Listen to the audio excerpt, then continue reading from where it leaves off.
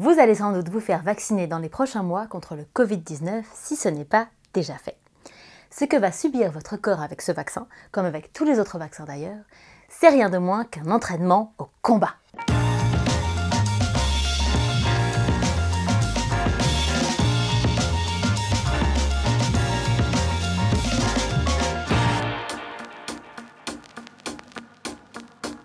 Notre système immunitaire est une véritable armée qui garde notre corps comme un temple, tel le bataillon d'exploration face aux titans.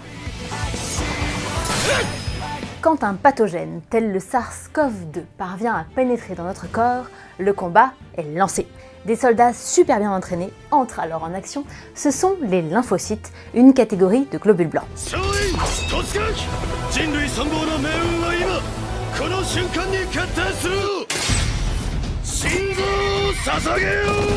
Pour reconnaître puis neutraliser l'ennemi, les lymphocytes sont équipés de récepteurs d'antigènes. Les antigènes, c'est comme une sorte de sigle ou de tatouage porté par l'ennemi. Chaque pathogène est doté d'un antigène différent. Face à un pathogène spécifique doté d'un antigène bien à lui, le corps doit donc déployer des lymphocytes dotés de récepteurs tout aussi spécifiques. Comme les soldats ont absolument besoin de l'équipement tridimensionnel pour trancher la nuque des titans.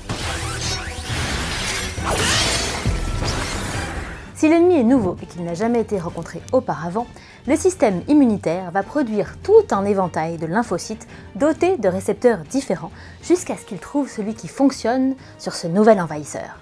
Une fois la bonne arme trouvée, le système immunitaire va en faire des millions de copies.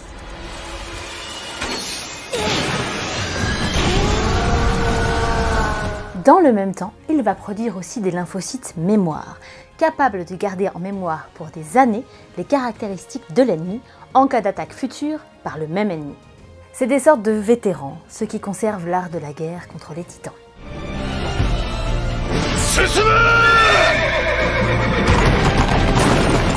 Le seul problème, c'est que ce système de défense est parfois un peu trop lent à se mettre en place. Le temps que le corps trouve l'arme efficace, le virus a le temps de faire des milliards de copies de lui-même. Le système immunitaire est débordé par une horde de soldats ennemis et vous tombez malade.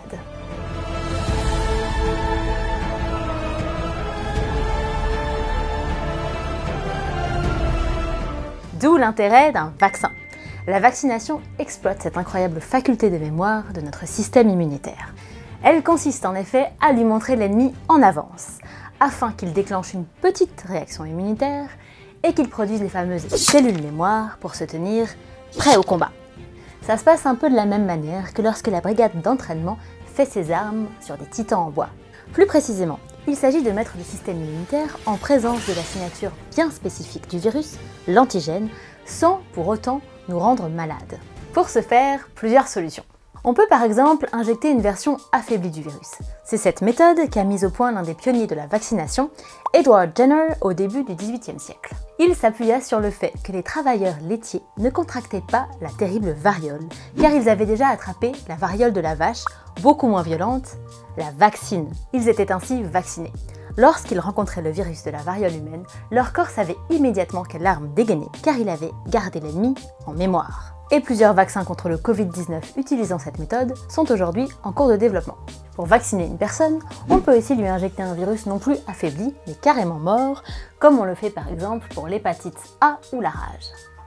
On peut aussi lui injecter seulement une portion de virus. Pour le SARS-CoV-2, plusieurs équipes travaillent sur la mise au point d'un vaccin qui utilise un seul élément, la protéine Spike, celle qui se colle à nos cellules pour nous infecter. Une fois dans le corps, la protéine, inoffensive en l'état, sera analysée comme ennemi et son antigène sera gardé en mémoire au cas où. La pandémie a aussi vu émerger un autre type de vaccin, les vaccins à ARN messager.